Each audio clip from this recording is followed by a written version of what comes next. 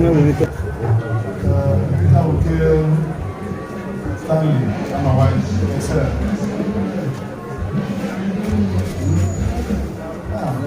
So,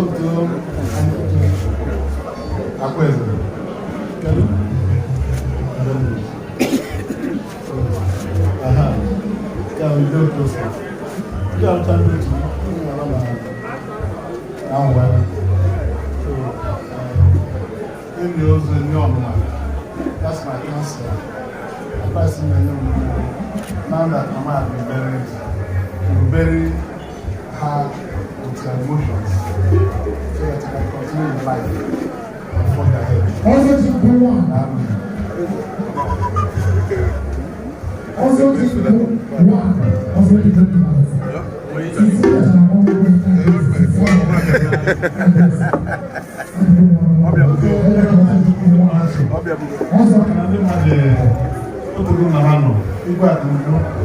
all DJs, I do not win you.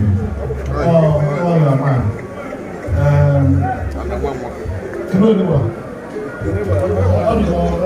Oh, Jesse, I'm not. Oh, my God, don't want to get you. When I get on the seats, when I get on the not like you had that order. So, praise, all the praise, mom, that I can forget. So, no,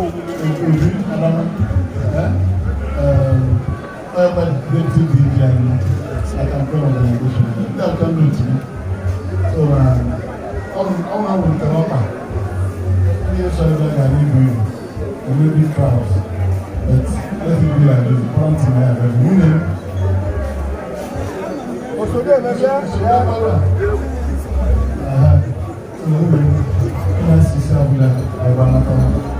thank you.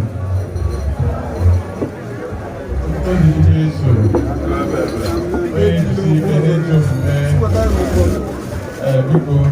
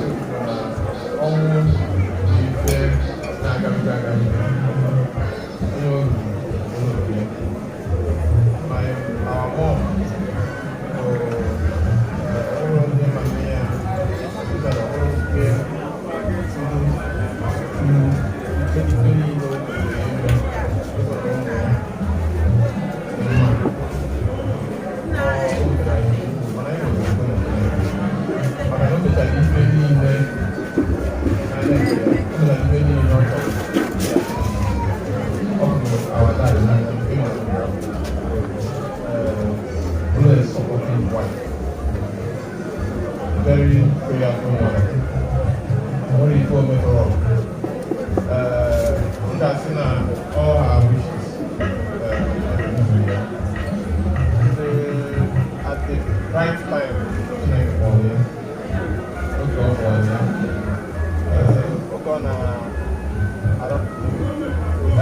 Also, qualify by tomorrow.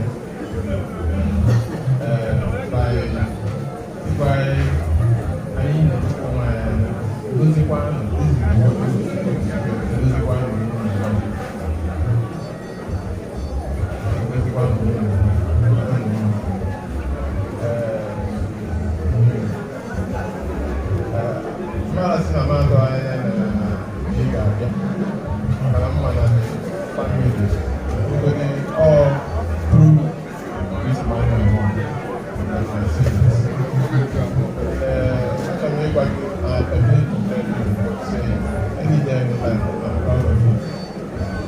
myself, my wife, my family, love you and your family so much. I know they are doing men like this. When you have somebody you love, don't go out doing men because we need to separate politics from normal life.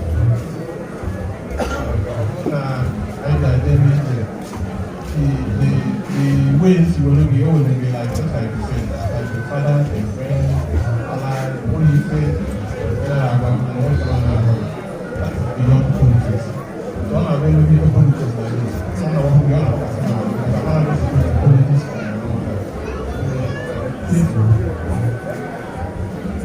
wife is like a mother to us. My mom is also a mother to us. My mom is a very peaceful woman. Very peaceful woman.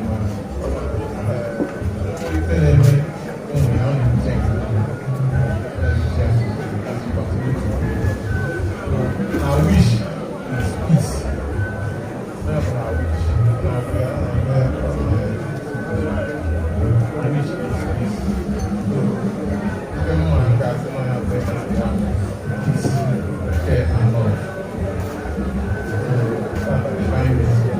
And I hope that a lot of people will be there. But some will do Friday. Good Friday. This will be to sacrifice them. So much to be very big. When I say be very big, simple, I pray that that's what I'm going to do. Amen. I will be very wise.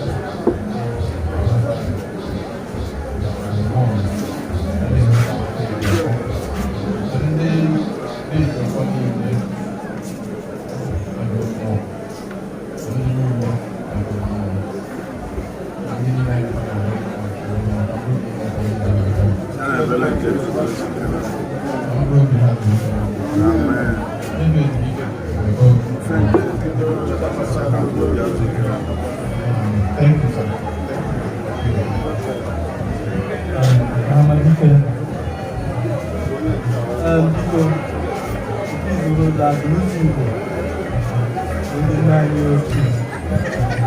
I see about Baby Lou, Baby Lou, I need you. I'm going to say,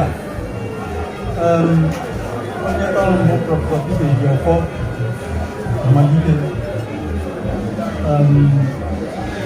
Open now on a condition here.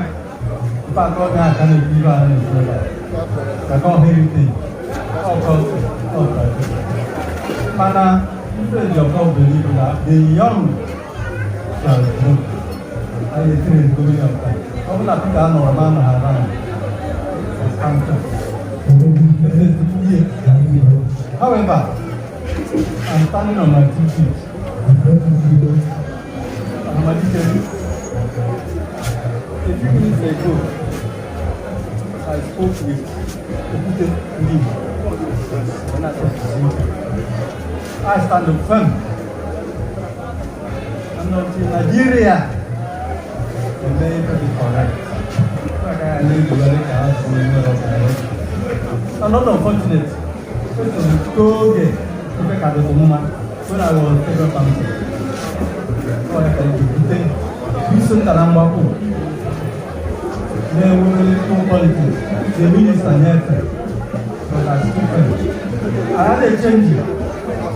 So I'm going to go I need my brother.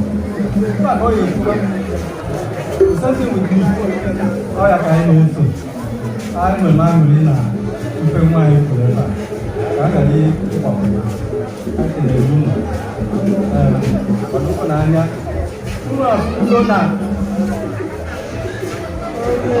on a position, my politics. When I go with you, if you want to correct that, I know it. What if you say, hey, no, for 10 years ago, to the 20 years. So if you go, what am I doing now? Let me tell you, my brother. We never, yeah, stand up and fight. I'm a lot of work. Yes, I'm a lot of work. People are not too much. Not a position, it's after all, open zip in Nigeria. Open zip. That's the other night talking about. And the other guy, so come on here.